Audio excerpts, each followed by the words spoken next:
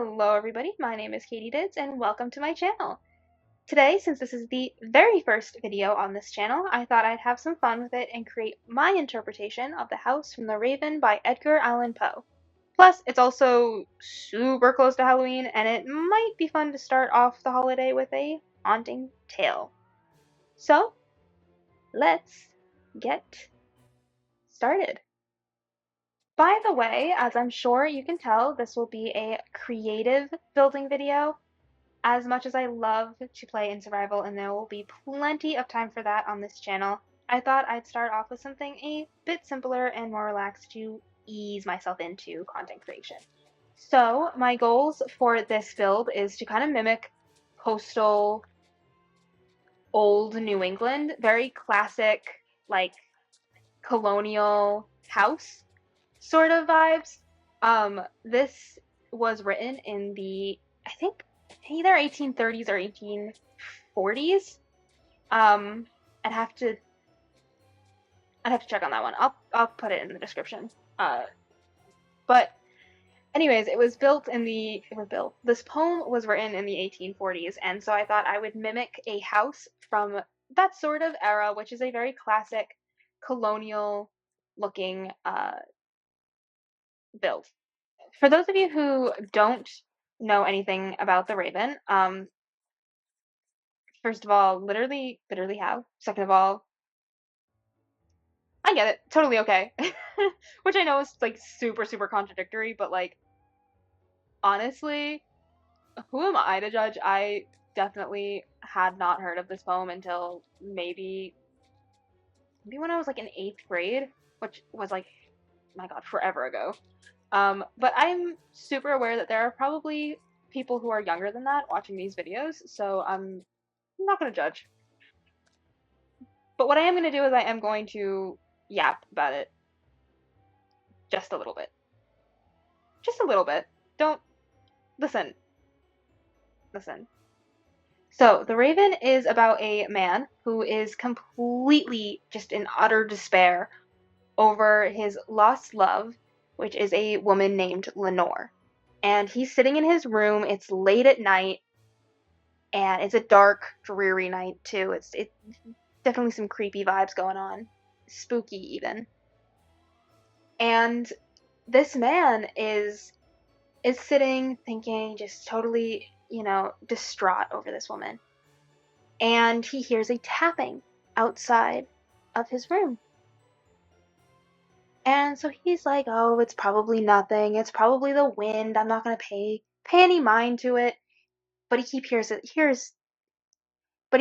hearing this tapping. And so he is all, well, okay, I'll go check on it because I don't know what this could be. Like, this could totally just, like, this could be someone who needs my help. I don't know. Yeah. So he's all, oh, I'll go check on it. So he goes and he goes to presumably his window. He just says, like, his chamber door. I've always thought of that as, like, a window or a balcony or something on the lines of that. And, he finds a raven sitting there, staring back at him. And he's all, okay, why are you here, to the raven? And the raven just keeps repeating, nevermore. And the speaker keeps asking questions and asking questions and asking questions. And he's like, who sent you? Who brought you? Whatever. And this raven keeps saying, Lenore. And so, one of the things that the speaker does acknowledge is something that is very true about ravens, is that they are mimics, like a lot of other birds, like parrots are one, for example, and crows. I think crows. I don't know. Do crows talk? I don't know if crows talk. But ravens are. Ravens are mimics, and they will just repeat whatever they hear. They're incredibly intelligent birds, and will literally just, if they hear you, if they hear somebody walking through the woods grumbling something, they might pick it up and respond to you. And so the speaker knows this and acknowledges this and says, well, this bird is probably just saying something that he heard from an old owner or a grumpy sailor or something of that lines. It's probably nothing. But this bird keeps saying it. And this man is so struck by grief and despair and sadness that he starts to think that this bird is talking about his lost love.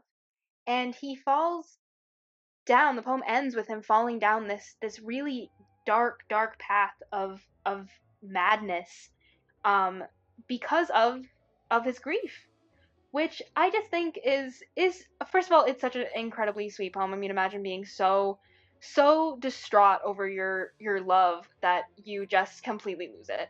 I mean, that is there's there's a romance element to it that I love, but there's also a creepy element to it. I mean, imagine this, like, ravens are huge birds. I mean, they are really big birds with these sharp features. And so imagine that sitting outside your door just saying nevermore to you, and you're already going through it. And then you have this bird, like, just making it worse. Like, it's kind of freaky. And so I just, I could talk about this poem for hours. I could just sit here and yap and yap and yap and yap and yap. But I'm not going to, because I'm sure like 50 people already clicked off this video because they're like, I don't want to listen to this random girl on the internet yapping about a poem I've never heard of. So even if you have heard of it, like, nobody wants to listen to that. So what I'm gonna do is I'm gonna go get my blocks and put out a little layout, and I will be right back. Okay, so now that I have a bit of a template in both the color palette and shape, let's get building.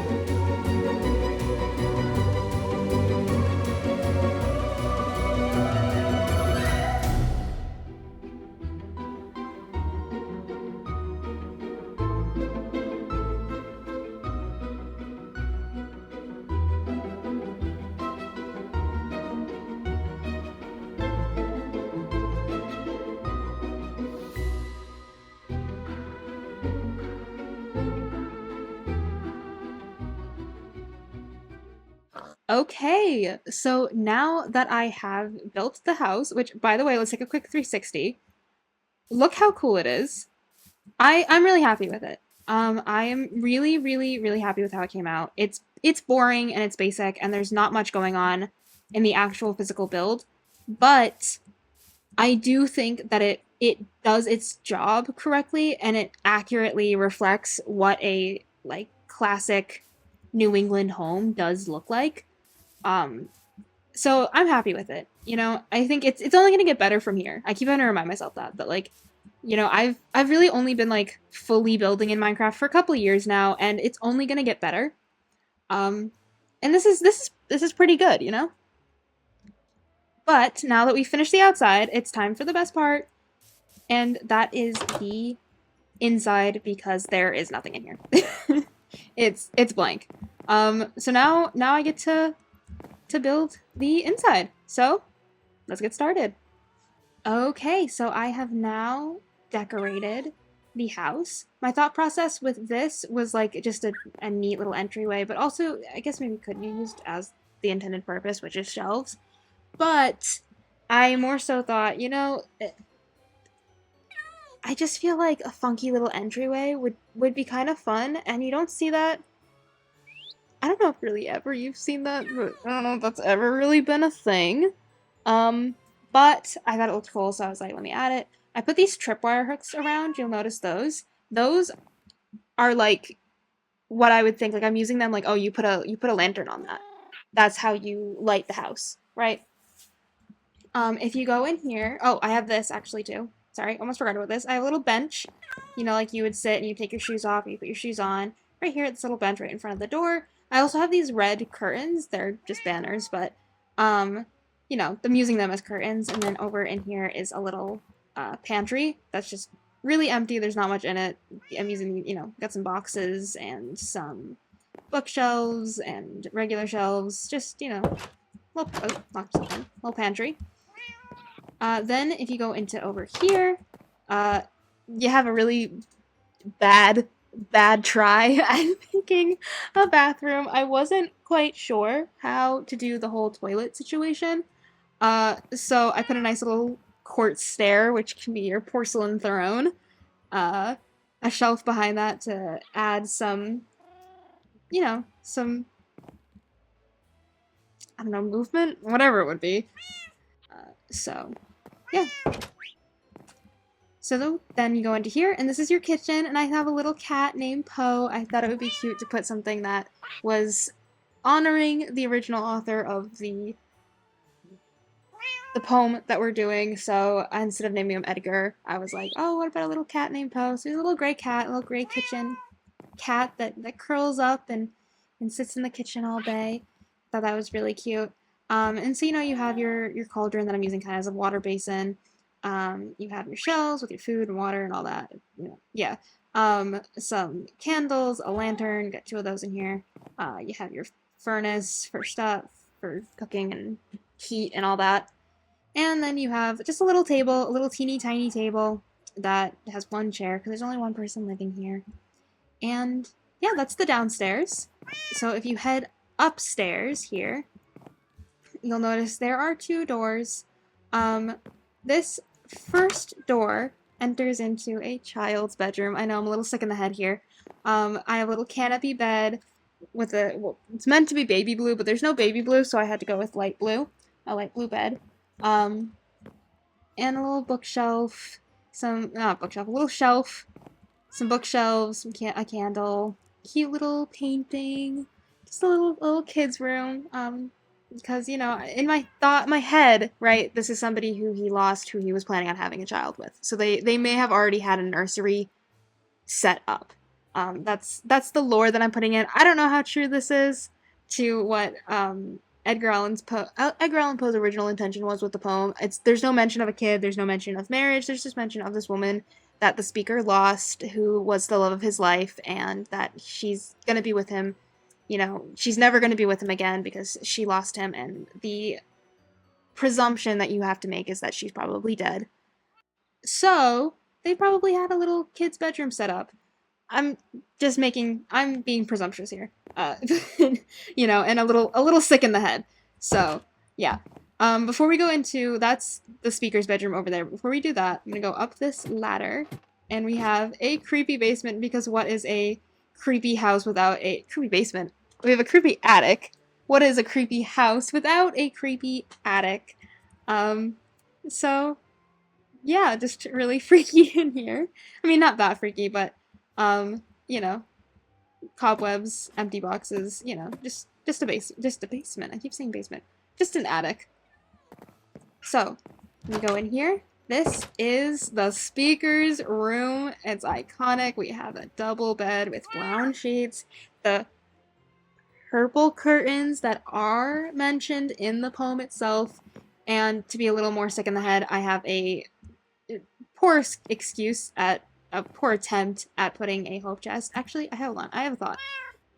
I have a thought with this quote unquote hope chest. Let's see, can I do this? Oh yeah. Okay, yep. This is the hope chest. Because, you know, when you're married, you have a hope chest. At least you did. I don't know if people still do that. You have a chest of all the woman's stuff. And usually I think that's what like it is a part of her, is that a part of her dowry? Like back in the day. We're talking in the 1800s. This was written in I think 1840. I think, or did he die in 1840? Gosh, I'm mixing up my dates. Don't take my word for it. So that would be a thing, a hope chest. So yeah, we're putting that in here. We also have a little study area with some books and these are, I think, these are potions, but they're representing ink bottles. A little bag, probably full of money or whatever. And yeah, and then we have here, we have full bookshelf, kind of full bookshelf, empty bookshelf, because this is where Lenore would have slept, but she is gone, so she no longer sleeps there, and it is empty. Now, the last thing in this room that this place needed was the Raven. Now, I could not find a texture pack or anything that had ravens in it. I was even willing to put in a mod that had ravens. I could not find one that was updated to 1.21, and so here we have our blue parrot named Raven.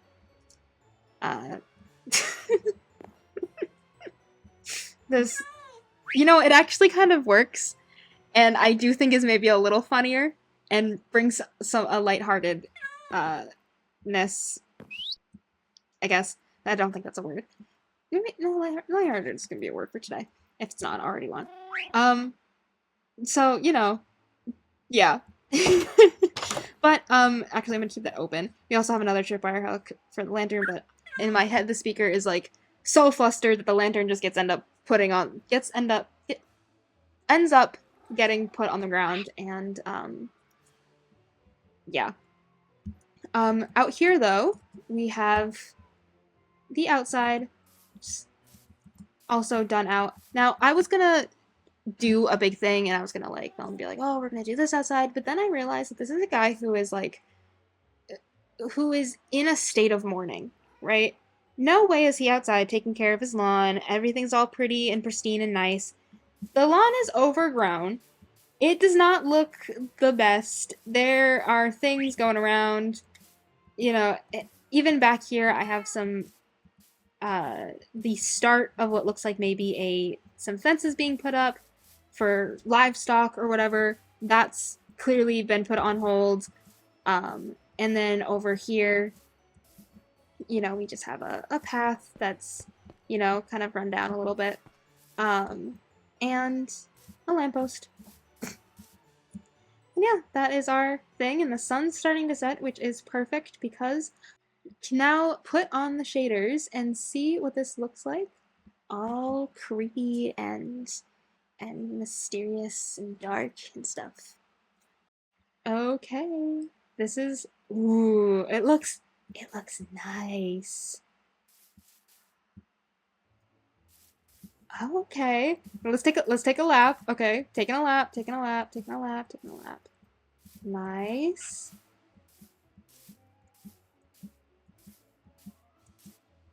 Oh, I'm loving it. These shaders are so nice. These are the hold on. Gotta go in here. These are the complimentary, yeah, complimentary reimagined shaders. Um so yeah, these shaders look amazing. These I'm obsessed with them.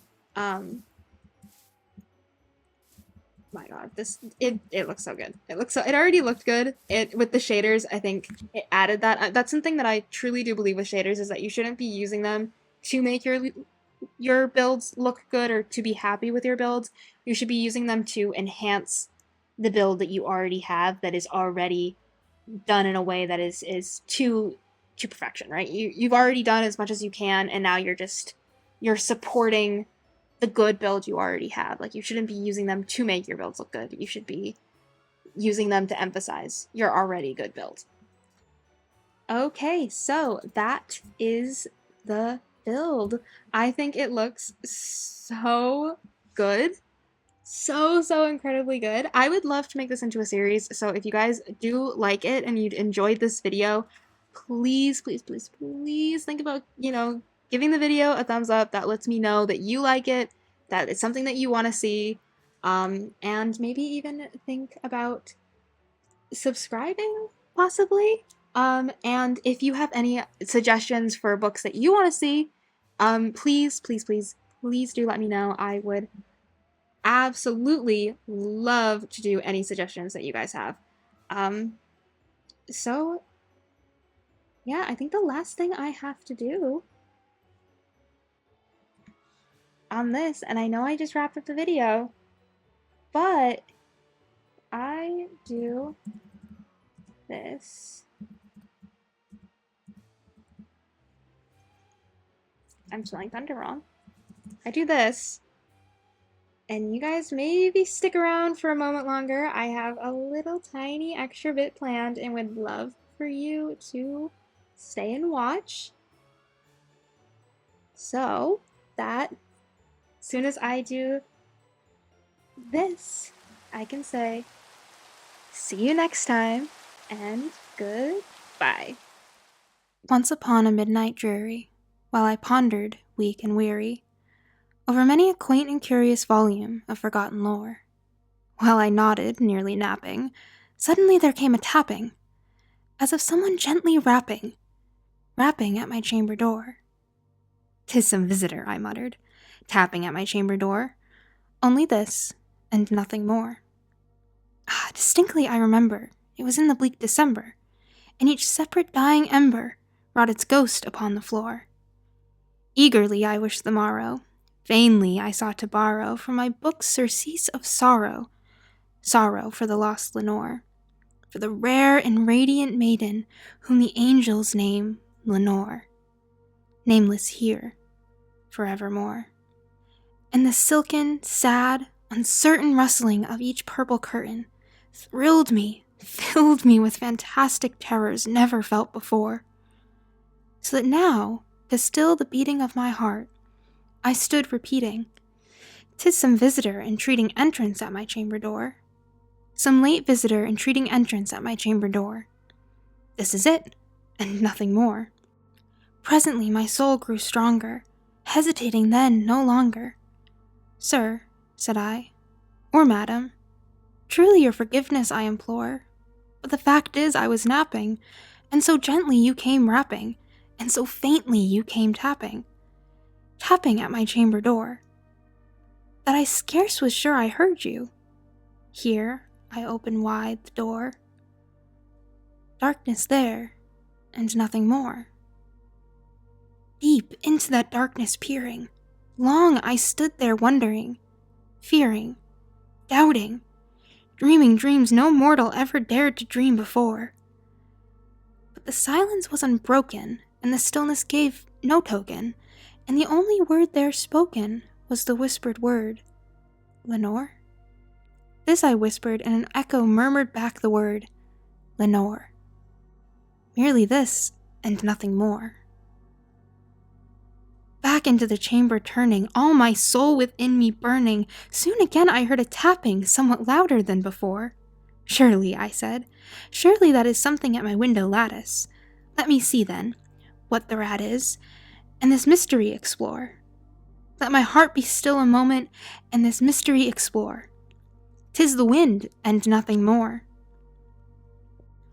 Open here I flung the shutter, when, with many a flirt and flutter, in there stepped a stately raven of the saintly days of yore. Not the least obeisance made he, not a minute stopped or stayed he, but with mine of lord or lady perched above my chamber door, perched upon a bust of Pallas just above my chamber door, perched and sat, and nothing more. Then this ebony bird, beguiling my sad fancy into smiling, by the grave and stern decorum of the countenance it wore. Though thy crest be shorn and shaven, thou, I said, art sure no craven, ghastly grim and ancient raven, wandering from the nightly shore. Tell me, what thy lordly name is on the night's Plutonian shore.